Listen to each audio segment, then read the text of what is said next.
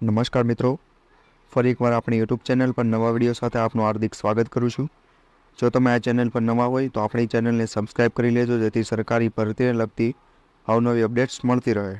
અને જો તમે આપણા વોટ્સએપ ગ્રુપમાં જોડાયા ન હોય તો તેની લિંક ડિસ્ક્રિપ્શનમાં છે, જ્યાંથી તમે જોડાઈ શકો છો। ત્યાંથી તમને આપણા ડેઇલી વિડીયોની પીડીએફ તેમજ અન્ય ભરતી વિશેની માહિતી મળી રહેશે।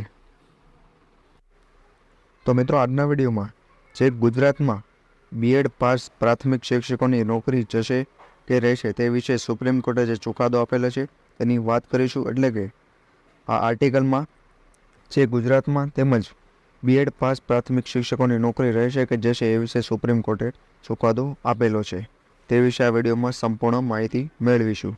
તો ચાલો મિત્રો, વિડીયો શરૂ કરીએ। તો મિત્રો, વિડીયો શરૂ કરતા પહેલાં જે બાલવાટિકા પ્રાથમિક તેમજ માધ્યમિક વિભાગમાં માત્ર પ્રી પીટીસી પીટીસી બીએડ પર શિક્ષકોની ભરતી આવેલી છે, જેનો સંપૂર્ણ વિડીયો આપણી ચેનલ પર ઉપલબ્ધ છે અને 28 એપ્રિલ 2024 સુધી તમે એના પર અરજી કરી શકો છો અને આની પીડીએફ આપણા વોટ્સએપ ગ્રુપ પરથી પણ મળી જશે।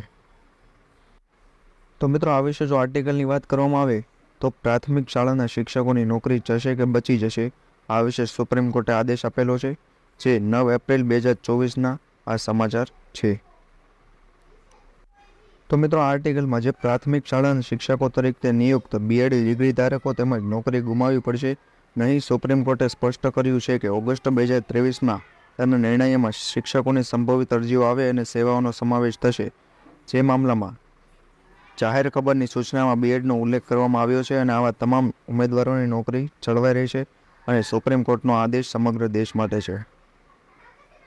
જો આ વિશે ઓગસ્ટ 2023નો સુપ્રીમ કોર્ટનો ચુકાદો જોવામાં આવે તો તેમાં નિર્ણયની સ્પષ્ટતા કરતાં કહ્યું હતું કે જે 2023 પહેલાં એટલે કે 11 ઓગસ્ટ 2023 પહેલાં કરવામાં આવેલી ભરતી પર કોઈ અસર પડશે નહીં। સુપ્રીમ કોર્ટે 11 ઓગસ્ટ 2023ના રોજ પોતાના નિર્ણયમાં પ્રાથમિક શિક્ષકના પદ માટે જે બીએડ ડિગ્રી ધરાવતા ઉમેદવારોને અયોગ્ય જાહેર કર્યા હતા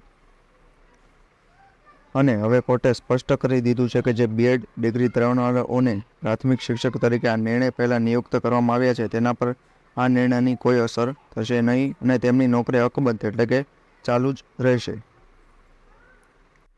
તો મિત્રો, આજના વિડીયોમાં બસ આટલું જ। ફરી મળીશું નવી માહિતી સાથે।